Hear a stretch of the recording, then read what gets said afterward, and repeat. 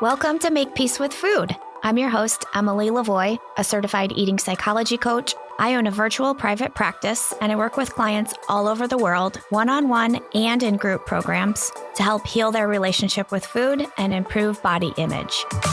Here at Make Peace with Food, we believe food is not your enemy, that eating should be fun and bring you joy and pleasure, not stress and guilt.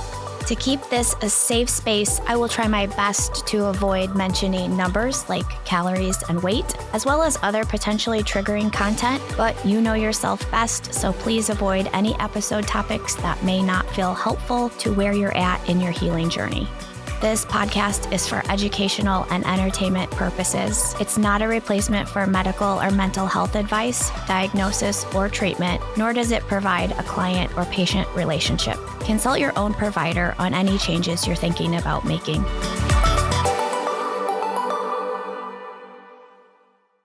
Today's episode is brought to you by my one-on-one coaching. If you're curious about becoming a client and want to learn more about what it looks and feels like to receive support in healing your relationship with food and improving your body image, go to my website, emily-lavoie.com, to schedule a free 30-minute Zoom consultation. Welcome to episode 24. Before we dive into this episode, just a quick update, by the way. In this episode, I am going to give you a very useful tool. Most people absolutely love it. They feel like this tool is easy to use and life-changing. And a lot of times they're like, why in the world did I not know this before? Why wasn't I introduced to this as a child? It would have been so helpful. It's really so easy, like a child could understand it. So I hope that you stick around and listen. But before I dive into that, a quick update, just a little something about me. So I'm going to be very vulnerable right now. Hopefully I don't have a vulnerability hangover after this. I'm a little bit intimidated to share this, but I am not the most organized person in the world. Definitely not as organized as I would like to be. There are things in my life that are super organized, but there are other things that are not organized at all. So I'll just give you an example. I don't mind doing laundry. I don't hate that chore at all, but I don't love putting my clothes away afterwards. And my laundry room is in my basement. So my laundry room has basically almost become a second closet of mine. So sometimes if I'm like looking for a specific item that I know I want to wear, I'm like going through my closet and then going through my drawers. And then I have to go down to the basement and see if I left it in that like laundry room / new closet. So anyway, what one of my goals is for this year is to become more organized, which is going to require like a big purge. I have to get rid of some things, which is fine. I'm okay with getting rid of some stuff, but I've kind of just come to realize like in order to be as organized as I want, I need to invest some time to get there and also get rid of some stuff. So that's a project I am slowly but surely working on, and I'm sure there's somebody out there, at least one person, who can resonate with that. I also feel like if I'm never as organized as I dream of being, that's okay. I can accept that about myself, but I want to get to a little bit better of a place. So I'll keep you guys updated on how that unfolds. And there's a lot of people on social media like Instagram that you can kind of actually follow, and they really give a lot of like helpful hints and ideas and storage solutions, as well as kind of like calendars to kind of keep you motivated, inspired, on track. And I just think that that's going to be helpful. And yeah, so that's something I'm working on. And if you're in that same boat as me, welcome. Let's be friends. Okay. Episode time. So this tool I want to introduce you to is called the Hunger Fullness Scale. And I'm going to say something, and I'm going to repeat it probably several times throughout the episode, but I want you to listen closely. I might even say it twice. We use the Hunger Fullness Scale with curiosity, not judgment. Again, this is so important. We use the Hunger Fullness Scale with curiosity. We do not use it to judge ourselves. I hope you heard that and took it in. And I hope you don't get sick of me saying that throughout the episode, because I'm going to keep reminding you. Okay, an introduction to the Hunger Fullness Scale. I think what I'm going to try to do is, it's going to be so much more helpful if you guys could see what I'm trying to explain to you. So what I might do is try to link an image on my website so that as you listen to this podcast, you can actually see an image as well. So, but I'm going to try to explain it in a way that even if you can't, if you can't see one in real life, IRL, you'll be able to visualize what it is and maybe create your own if you're a creative person, or write it down, take notes, whatever you want to do. But these are available online if you search like intuitive eating Hunger Fullness Scale. It's very accessible. Okay, the Hunger Fullness Scale is a scale that ranges from 0 to 10. Not 1 to 10, it starts with 0. So 0 all the way to 10. And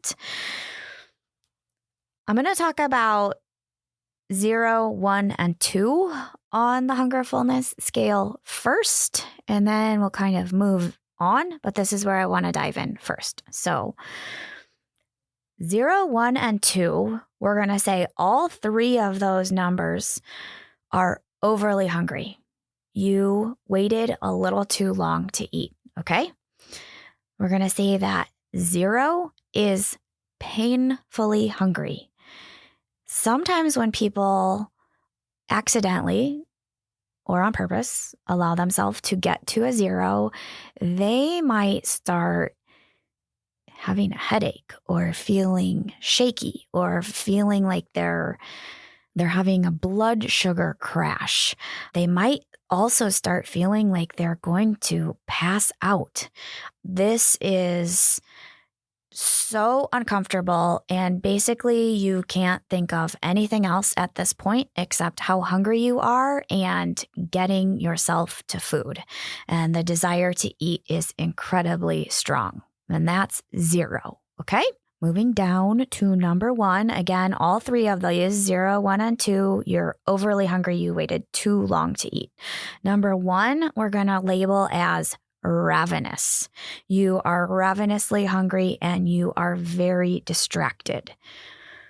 If you are at this point, you are likely not thinking about preparing a meal that has lots of ingredients and has multiple steps. You're too hungry for that. You need convenient food that is in a package, and you are probably ripping open packages and shoveling food into your mouth at a pretty quick rate, or like going through the drive-through and opening the bag in the car and eating as you drive. You just need to get food really, really fast, and you're not really maybe concerned with what you're eating. It's just get me anything.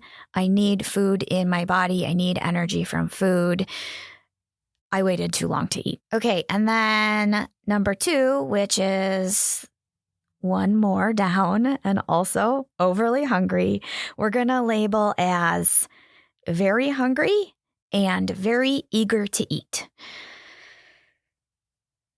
So, yeah, I think, we've all been here. And again, I'm going to repeat, we're using this with curiosity, not judgment.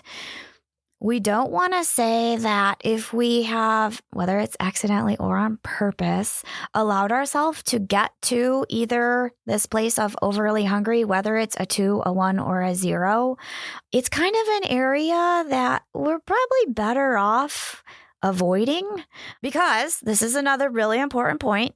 If you allow yourself to get to the point of being overly hungry, a 0, a 1, or a 2, it is extremely likely that you are not going to stop eating until you are at the opposite side of the spectrum, which is an 8, 9, and 10. And we're going to label that down the road when we kind of visit that portion of the scale. Those 3 numbers at the bottom are overly full. Okay? We cannot avoid being overly full if we do not start eating until we are overly hungry. One leads to the other. One causes the other. So if a concern of yours is that you're constantly overeating or you're constantly binge eating, one of the best things you can do to support yourself is not allow yourself to get to the territory of overly hungry. And when I say don't allow it, that's kind of like sounds judgmental, but get curious about, oh my gosh, it was 5 or 6 hours since I ate last. Maybe I need to start thinking about eating when only 3 or 4 hours have passed. Or maybe I need to do better at having snacks accessible so that I can avoid this overly hungry area on this scale. Or, gosh, that could also sound like the meal that I ate previously wasn't very balanced. It wasn't balanced between carbohydrates, proteins, and dietary fat. It didn't contain any fiber. It's okay to do that. I'm not saying you have to be perfect with food, but what we use this scale for when we're using it with curiosity is like, it's really helpful to start noticing patterns that we are engaging in regularly, but maybe not super aware that we're engaging in regularly. Or, okay, other important note is if you have been a victim of diet culture, like most people on this planet have been, sometimes you feel like avoiding eating is quote unquote good, or pushing off your meal as long as you possibly can is quote unquote good.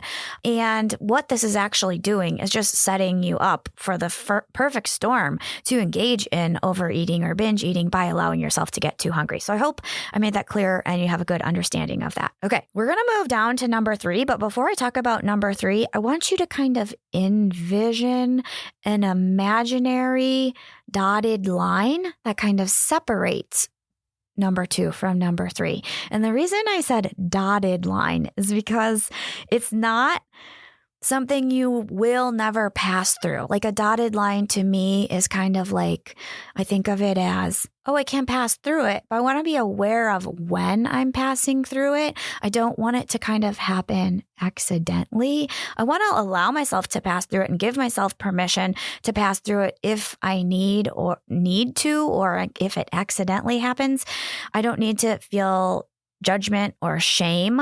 I'm just getting curious, and maybe this is a point we want to become more aware of. This kind of threshold or kind of pause.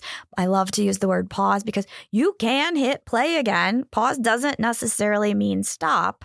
It just means have some awareness of thoughts and being more aware as, oh, this might be a great time to get myself some food. Oh, I am far less likely to overeat if I start eating at a 3 or 4 versus if I allow myself to get to a 2 or 1. Okay, I think you get it. So number 3, right by this kind of dotted line that separates number 2 from number 3, is you are hungry. You feel physical hunger, but you're not starving. It is not uncomfortable. You can kind of think about other things besides food, but this is a really great time for most people to get themselves to food. Something that I see happening oftentimes to people who have been chronic dieters or on and off diets for extended periods of time, whether it's years, decades, and it doesn't really matter which diet it is, but our body can kind of become unaware of the subtle signals of hunger. Because we're dieters, we're probably pretty used to ignoring some of these subtle feelings of hunger or more mild feelings of hunger, because diet culture teaches us we're doing quote unquote good if we ignore our hunger and control it and suppress it. And I'm saying the exact opposite. I do not want you to ignore hunger. I actually want you to become way more aware of some of these subtle feelings of hunger. And subtle feelings of hunger for some people look like, oh, you're just kind of noticing you think about food more, or you're kind of opening the refrigerator every once in a while. You're kind of opening the pantry every once in a while to see what's in it, even though you might have just opened it 10 minutes ago and the exact same thing is in it 10 minutes later. You might notice, some people notice themselves like starting to salivate or being more aware of like the smell of food that might be around them. This might be a time where you are maybe noticing your stomach starting to growl a little bit. Sometimes stomach growling is actually a 2 or a 1 though. So sometimes for some people, stomach growling, that they've surpassed 3 and they're now outside of this like barely comfortably hungry and getting into the territory of overly uncomfortably hungry. Time out. It's kind of like a commercial. What I want you to do is just like sit for a couple moments and become aware of your body. And kind of decide, if I gave you a scale of 0 to 10, and I know I haven't explained the entire scale yet, but like, where would you say you're at for your hunger, your fullness on what you know about this scale so far? If you're at a 3, I'd actually encourage you to probably get some food if you can real shortly. Not only where you're at on the scale, this is important. I want you to think about what signals your body sent to you to make you choose the number you chose. Whether those are signals that are in your tummy or signals that are coming from somewhere else in your body completely outside of your tummy, because our bodies do communicate hunger and fullness to us in our tummies, but there's other non-tummy ways our body is capable of communicating hunger and or fullness to us. And I'll give you some examples of that a little bit later in this episode. Moving on to number 4. Number 4, we're going to label as a slightly empty stomach. So not anywhere close to uncomfortably hungry, but you feel like maybe there is a lack of feeling of undigested food in your stomach. So that is something that with practice, and using the scale takes a lot of practice. Please do not use this judgmentally and label yourself as either being quote unquote good or quote unquote bad for using this scale not perfectly. We never, ever, ever put pressure on ourselves to perfectly use this scale. Again, it is a tool that helps us notice patterns, and we use it with curiosity and not judgment. So number 4 is a slightly empty stomach. So you would not have this feeling of undigested food sitting in your stomach or undigested food that is still working on kind of traveling through your digestive system. I hope that's helpful. Number 5 is neutral. You are not hungry and you are also not full. If you have a good relationship with food, a positive relationship with food, when you're at a 5, you really shouldn't be thinking about food at all. If you're the type of person that resonates with, what do you mean not thinking about food? All I ever do is think about food. I think about food all day long, from the moment I wake up to the moment I go to sleep. Red flag. You don't have a good relationship with food and or you're not eating enough. Please reach out and schedule a free Zoom consultation. But yeah, number 5, just totally neutral. Moving down to the next number, which is 6, we are starting to notice some fullness. So our stomach is slightly full. I think that's pretty straightforward. This would feel like, there's no need to unbutton your pants or loosen your belt. Feeling slightly full is very normal. It should happen with every single meal that you eat and every single snack that you eat. You should not feel guilty or in pain or feel like you're struggling to breathe at all. It's just slightly full, but you're not at a good stopping point yet. If you're only slightly full and you're eating that kind of just like a slow, moderate pace, you're chewing your food well, you're enjoying the food you're eating, this is not a stopping point. You need to continue eating more. Okay. But you're just noticing the feeling of some fullness just beginning to start coming on. And maybe that's in your tummy, or maybe that's a non-tummy feeling. Next, number 7.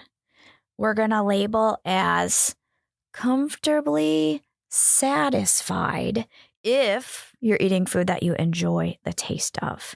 If you are eating food that you don't enjoy the taste of or don't have any interest eating, or you are eating it because you quote unquote should be eating it because you're trying to be quote unquote good, sometimes those foods don't satisfy. Sometimes if a meal isn't very macronutrient balanced, you might feel the feeling of fullness, but not necessarily satisfaction. So this is where like intuitive eating kind of starts getting a little bit complex, because there's a lot of different tools that are starting to get used all at once. And I will do an episode in the near future that really dives into kind of how we start learning to combine some of the tools I've given you in other episodes, such as a tool I gave you in episode 14 that explained the 4 different types of hunger, which were physical hunger, emotional hunger, taste hunger, and practical hunger. So that is a tool that very often gets combined with the Hunger Fullness Scale, but it takes a lot of practice to learn how to combine these. And again, we're not judging ourselves and saying like, I did so bad at using my tools. We just like, oh no, okay, I got some practice. I didn't do, as well as I would have liked to, but I now have this maybe unideal intuitive eating experience that I can stick in my back pocket and pull out in the future and maybe make some different decisions, or maybe combine some more tools and maybe just keep practicing and getting more experience under my belt for how these tools work and what questions to ask myself, and reminding myself to check in with my body and its feelings and the signals my body is giving me.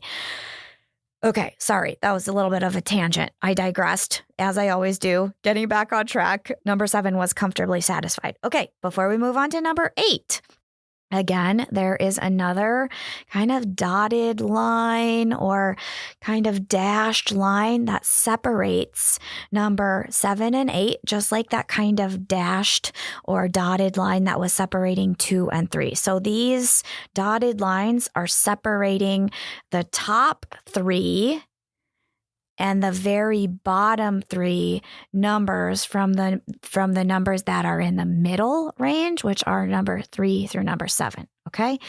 I hope you guys are picking up what I'm putting down and visualizing what I'm seeing. So again, separating number 7 and 8 is a little bit of a dotted line. That is a nice kind of pausing point, and we can give ourselves permission to continue to go to number 8, but it's a nice just kind of pause, check in, see what my body's telling me. Am I full and satisfied? Is this a good stopping point? Maybe I'm physically full and satisfied, but I'm not satisfied as far as that one type of hunger called taste hunger. But maybe this is a good point to remind myself, this isn't the last time I can have pizza. This isn't the last time I can have ice cream. I can have this later on. I can put it away. I can have this, hundreds, if not thousands of times more in my life. I'm going to give myself permission to have it again in the future. The urgency to eat it all right now really starts to dissipate eventually with practice, and it becomes a lot easier to stop when we are giving ourselves permission and not telling ourselves, diet starts Monday. I have to eat it all right now because this is the last time, and I'm going to eat to the point of uncomfortable fullness because I'm never going to do this again in my life. It's like you're lying to yourself. Anyway, number 8. We're going to call it a little bit too full.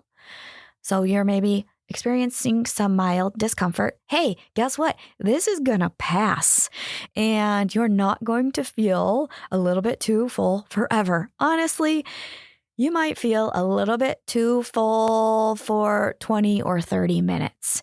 Your digestive system knows exactly what to do. It will digest this food. You will feel hunger again. You don't have anything to feel guilty or ashamed about. You do not need to, quote unquote, fix or compensate for doing something, quote unquote, wrong.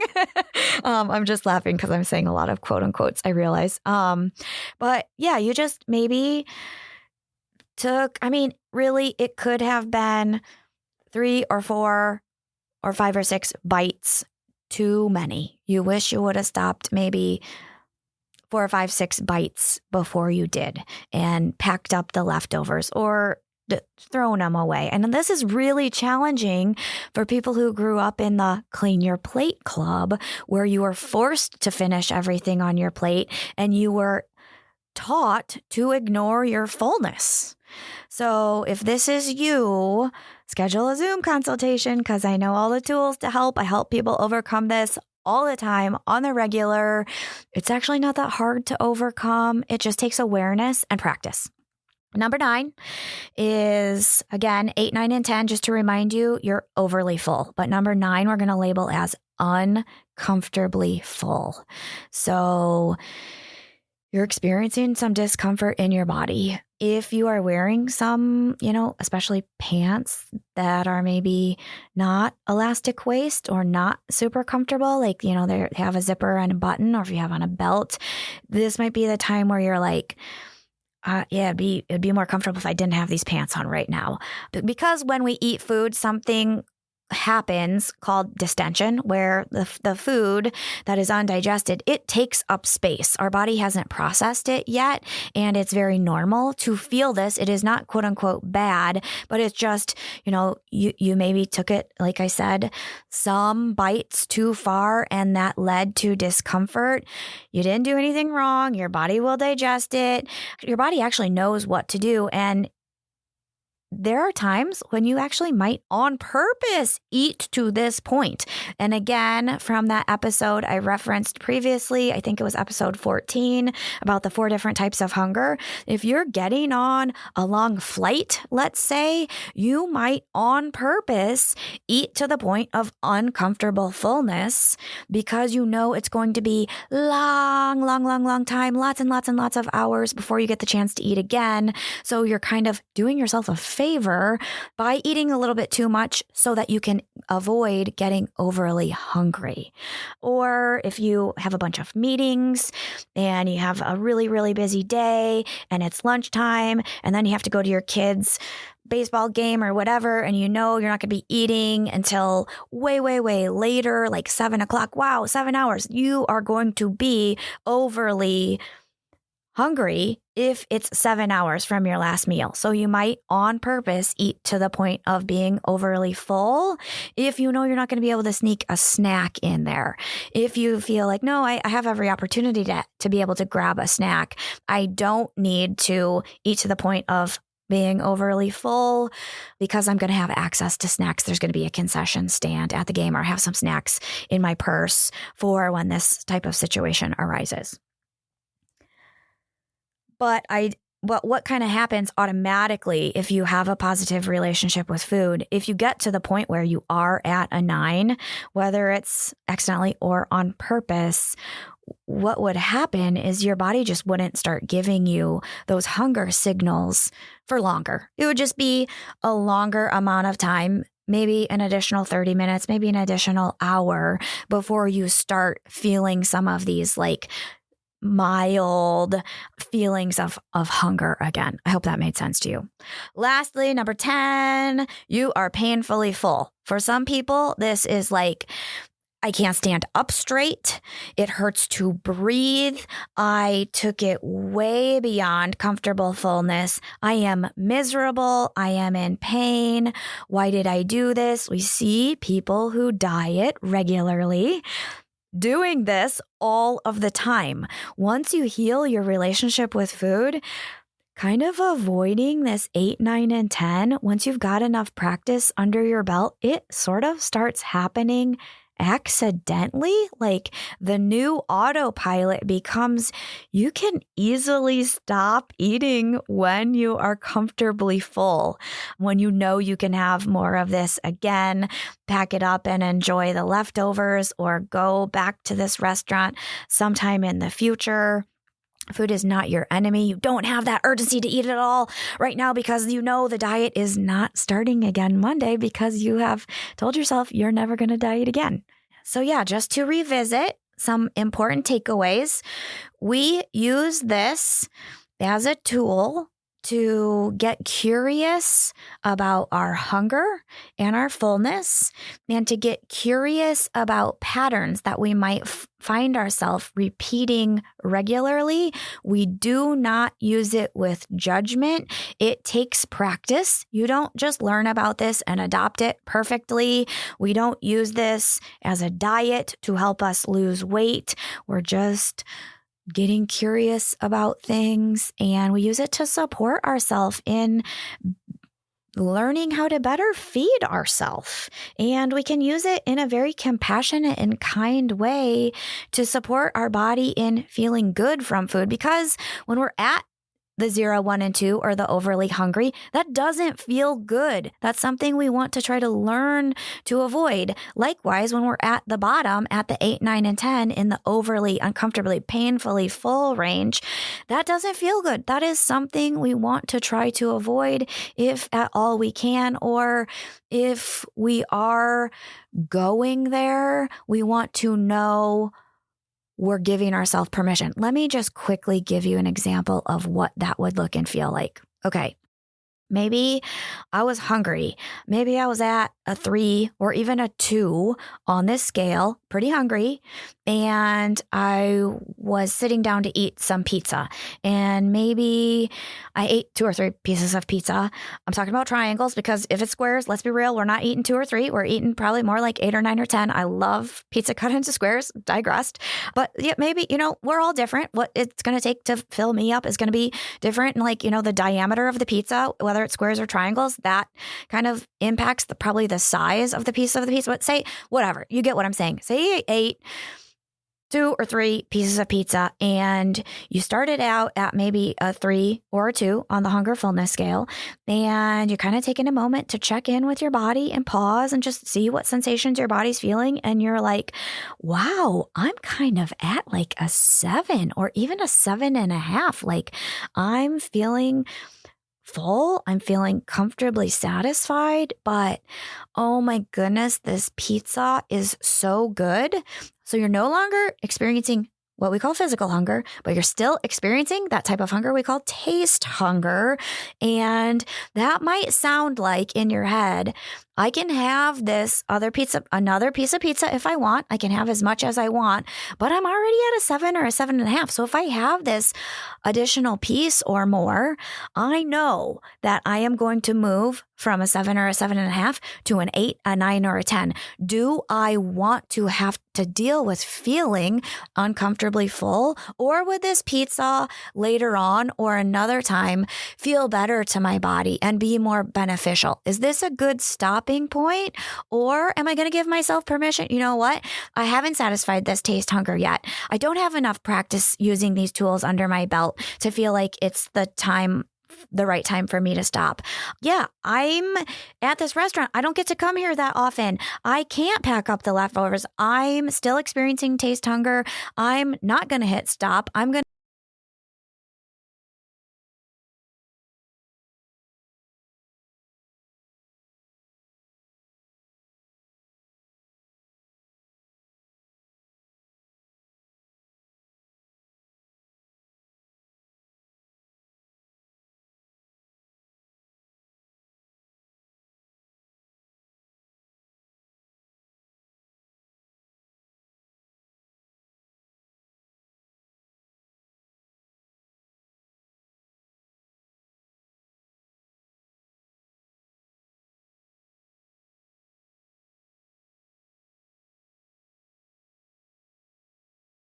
out. It's that scale from 0 to 10. There's dotted lines between 2 and 3 and more dotted lines between 7 and 8. You can also just get online and Google Intuitive Eating Hunger Fullness Scale. They're available. There's different versions. There's some versions I like better than others. I don't like words in these scales that sound judgmental, like stop, that's too judgmental, or definitely, or avoid, you should or shouldn't. Those are judgmental sounding words. Keep looking. You'll find one that has lots of words that feel a lot more kind and loving. And I hope this is helpful. Schedule a consultation if you'd like to learn more about this particularly, or utilizing some of the other tools from intuitive eating. As always, take great care of yourself and practice kindness. Bye. That's the show. Thanks so much for listening. If you enjoyed it, I'd be so grateful if you take a minute to follow or subscribe to the podcast and leave a rating and review on Apple, Spotify, or whatever podcast platform you're listening on. It helps others to find the podcast and continue spreading this important information to more people who need to hear it. This podcast is made possible by paid supporters at patreon.com/makepeacewithfood. They're truly